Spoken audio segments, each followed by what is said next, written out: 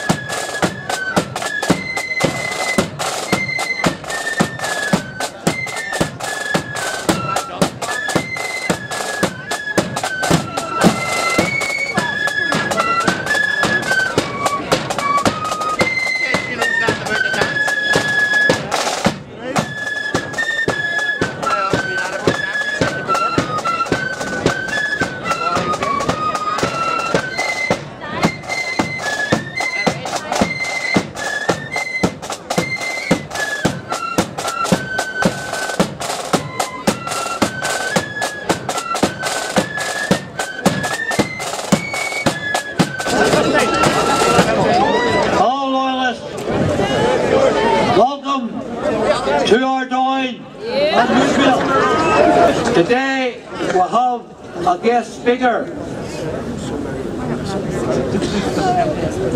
Brother Alistair Smyth, who is the Deputy Grand Master of Ireland, but he's also the Imperial Grand Chaplain. So in other words, he is highly admired by the brethren from all over the world. County Grand Master, officers of Belfast County, officers and brethren of the Ligony Lodges, visiting brethren, Protestants, Unionists and Loyalists of North Belfast. It is a privilege to be with you once again this afternoon, and I want first of all to take the opportunity to bring you fraternal greetings from my own private lodge, Ballerina Faith Defenders, LOL 984, from the district of Limavady, from the county of Londonderry, and also from the Grand Orange Lodge of Ireland. This afternoon, as you mark the 233rd day of your consecutive peaceful and steadfast protest, I want, as your Deputy Grand Master, to commend all of you in defending your rights to civil and religious liberty, for which our forefathers fought at the Boyne and in other places since. And I want to pay tribute to you and thank all of you for upholding your just and worthy cause. My presence here this afternoon, as on a few previous occasions, my presence here this afternoon underlines once again the fact that the whole of the Orange institution supports you in your principled stand. And I pay tribute to your resolve and determination and fortitude and willpower. And I also want to pay tribute to all those in the wider Protestant, Unionist and Loyalist community who have rallied round and played their part and given you support. And it is tremendous that at this meeting on previous Saturdays there have been people from various parts of the United Kingdom. And it is great that we have the band and our brethren from Scotland here today. Give them a warm welcome.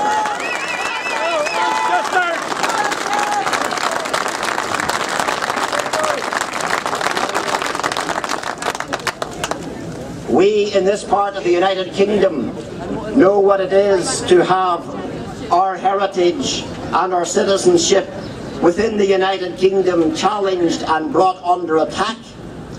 Your place in Scotland is now, as it were, up for grabs, and we want to stand shoulder to shoulder with you, as you in days past have stood shoulder to shoulder with us in maintaining the Union. And here today we say again, long live the Union. What do you say? Long live the Union.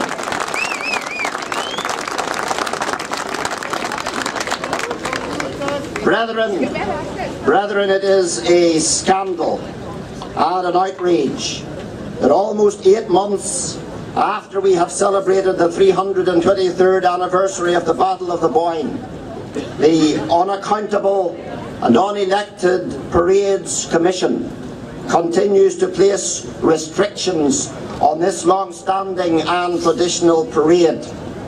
And yet, brethren, only last week in Dunloy, the same commission allowed a sickening glorification of terror by Republicans to take place unhindered. Worse still, that commemoration parade in memory of 2 IRA terrorists yet again openly featured paramilitary-style uniforms and trappings, and apparently not a policeman in sight. But there's plenty of them in sight here today. There's plenty of them in sight here today.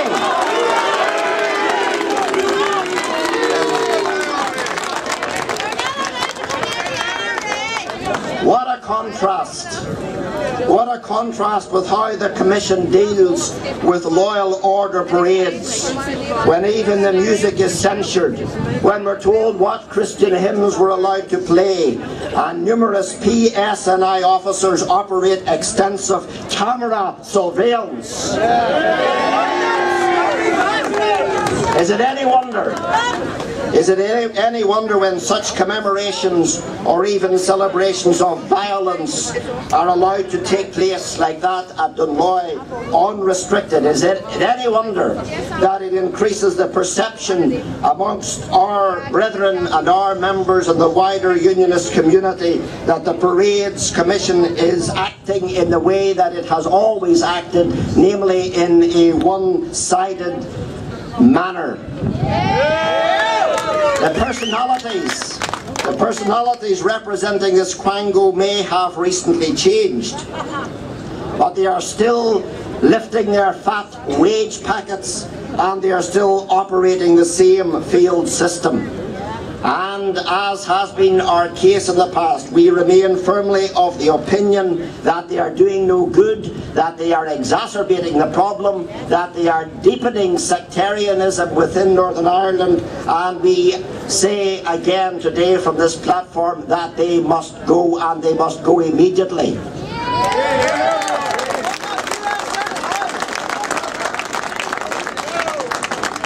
With this in mind, the Grand Lodge, along with the other loyal orders, offered our full support to our unionist elected representatives in the recent Haas process, and we supported our collective aim of a fair and equitable resolution to parading. As part of that process, we also made separate submissions relating to flags and emblems and the past. However, we, like many others across society, were horrified to learn this week of the shabby, grotesque and underhand deal between Her Majesty's government and Sinn Féin, resulting in secret letters being sent to Republican paramilitary suspects. As the Orange Order suffered the largest institutional loss for a civilian organisation during the Troubles, with the murder of 332 members, we are appalled that such get-out-of-jail-free cards should be in circulation, and worse still, that our own devolved assembly, or at least most within our own devolved assembly, knew nothing about it. Like the decisions of the ill-fated and discredited Parades Commission, one must ask again, where was the transparency? Where was the transparency? It was nowhere to be seen.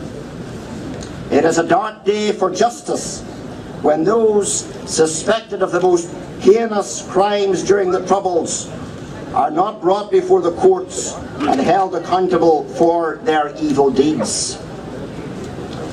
Once again, the memory of our murdered brethren and of other innocent civilians have been tramped into the muck by the shabby, secret, dirty deal done by Tony Blair and the Northern Ireland office, and carried on by the present administration. And as a Christian minister and as a citizen of this province today, I say, shame on them! Shame on them! Shame on them! Tell me, brethren and friends, what do you say? What do you say? Shame on them! Shame on them! The Word of God says in Psalm 146 verse 3, put not your trust in princes, nor in the Son of Man, in whom there is no help. For a long time in this province, I myself have been increasingly of the opinion that we can trust no one except the Lord and except ourselves. And sometimes perhaps we can't even entirely trust ourselves even. But that's why we need to stand shoulder to shoulder and look up to the God above us and give support and stand together in these days. And all of this that has happened, all the revelations brought to light during this past week, all of this reinforces how right it was for the Orange Order, as well as others, to oppose the so-called peace building and conflict resolution centre at the former Maze prison.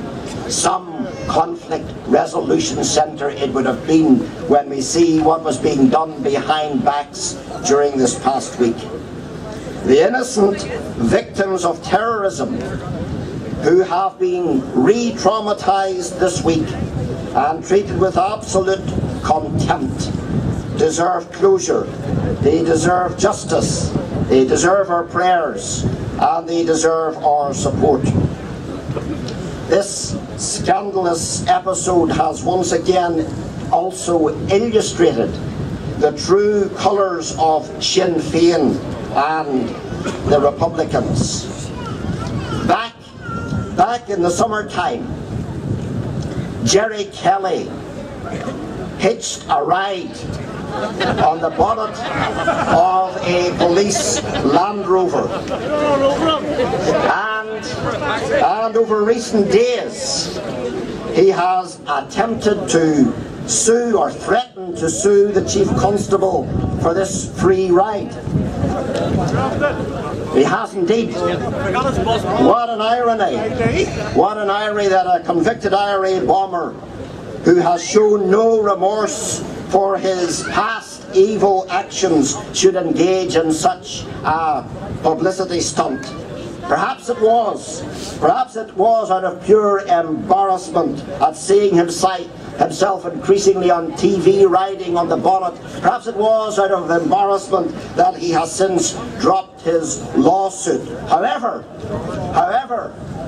when Kelly is in such a generous mood in dropping his lawsuit, I would encourage him also to drop his opposition to your parade, to show some tolerance, to accept that this constituency should be an area of shared space, and allow the Ligonier brethren to return to their Orange Hall as is their right. Mr. Kelly, Jerry Kelly, Sinn Féin, if you are listening to us, if you believe in a shared space, then put it into action and allow our brethren to return to their Orange Hall. Republicans like to specialise in vilifying our institution, attacking our Orange Halls, our parades, and our British culture and heritage. However, as it is evident by this protest here today, by your presence here today, our resolve and our spirit will not be broken. And so, I have a message for Sinn Féin today. Some of you may still be on the run, but we are running nowhere.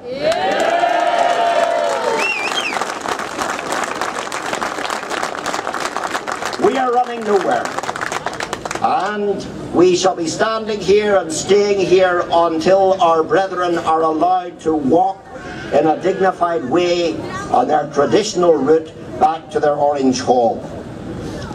But I also have a message for the PSNI today.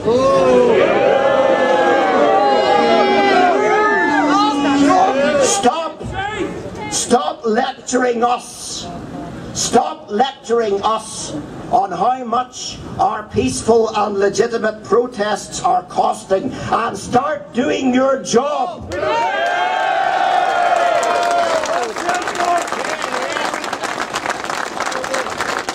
Stop signing letters that you shouldn't be signing, and start doing what is the right thing. And I have a message also for the Secretary of State and the Parades Commission today. Your transactions conducted behind the darkness of closed doors may not bear the scrutiny of light. But we are here in the open. Our faces can be photographed if you want to photograph our faces. We are not skulking in the darkness.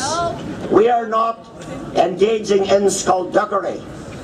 And therefore, as people of the light, we have a message for you, Secretary of State. We have a message for you, members of the Parades Commission. We call upon you again, as honest, upright people, to respond positively to the request of our brethren to be allowed to complete their parade in a peaceful and dignified manner.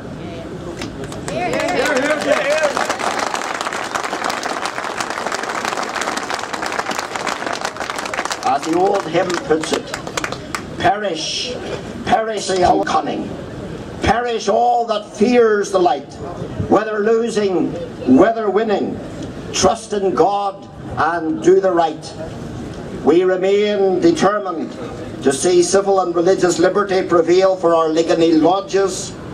Let's continue to stand strong together as an Orange and Unionist family, because the old adage remains true: united we stand, divided we fall. So let's stand together. Make sure that you take leadership from your Orange brethren. Give them all the support and encouragement that you possibly can. And the message goes out again today from Tredell Avenue and here on the Woodvale Road, loud and clear, with one strong, united voice. Here we stand. We can do no other. So help us God. Thank you very much.